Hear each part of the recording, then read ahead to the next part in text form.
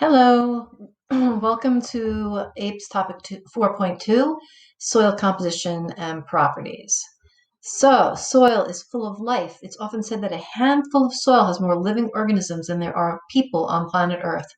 Soils are the stomach of the earth, consuming, digesting, and cycling nutrients and organisms.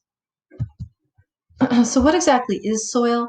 Well, according to the Soil Science Society of America, soil is the unconsolidated mineral or organic matter on the surface of the earth that has been subjected to and shows effects of genetic and environmental factors of climate, including water and temperature effects, and macro and microorganisms, conditioned by relief, which is the landscape, acting on parent material over a period of time. Here's a picture of a cutaway of the Earth. We see that the Earth's diameter is extremely deep. And then we look at the soil. Let me move me over here. And the soil is actually only 3 to 6 feet deep. So we're talking about the different, huge difference between 20 million, 21 million feet and 3 to 6 feet. Sorry. So how is soil formed? Well, we have an acronym for it. It's CLORPT. CLORPT. Climate, CL. Organisms, relief, which is the landscape, parent material, and time. So soil is formed when this parent material is weathered, transported, or deposited somewhere. And the contents are the parent material, the weathered parent material, decomposing organic matter, and living stuff like fungi, bacteria, and invertebrates. So I would ask you a question. What's the difference between soil and dirt? Why don't you let me know? Send me a message. Anyway, areas with little rainfall have very poor soil, and areas with more rainfall generally have better soil. We talked a little bit about soil quality when we were discussing the biomes. So bedrock type determines the soil composition. So what's underneath, that's the bedrock, that's the bedrock, determines the soil composition. So for example, a limestone bedrock is going to be rich in calcite.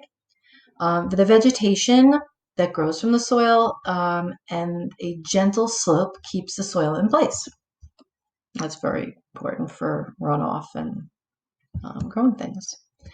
How is soil categorized? So soil is categorized by horizons based on their composition and organic material. Here is a soil profile, and we have it in different layers.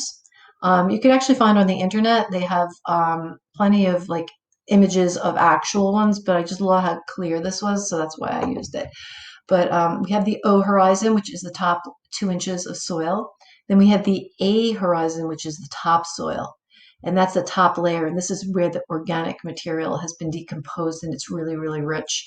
Then we have the subsoil. And the subsoil is, the topsoil is about 10 inches. The subsoil is about 30 inches. And that has some organic material that was brought downward by water, the leaching of the water into the soil. And then we have C is the weathered rock, slightly weathered rock with little or no organic material. So you can see over time how the soil is formed. And we discussed that too, about the laying down of the organic materials and the decomposers and the waste products and all that stuff, and how over time all that stuff adds nutrients to the soil. There's 3 types of soil particles, and their relative sizes are this. So they're called sand, silt, and clay. That's what you need to know for this. I'm going to move me again. Oh, I'm traveling. Okay, there I am down there.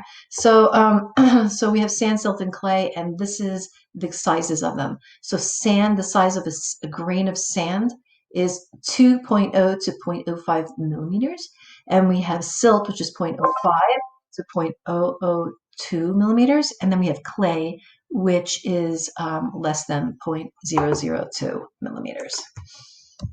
Oops.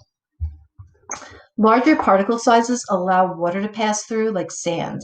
You see that at the beach all the time when you're standing at the edge of the water and your feet sink down because the water passes through so easily.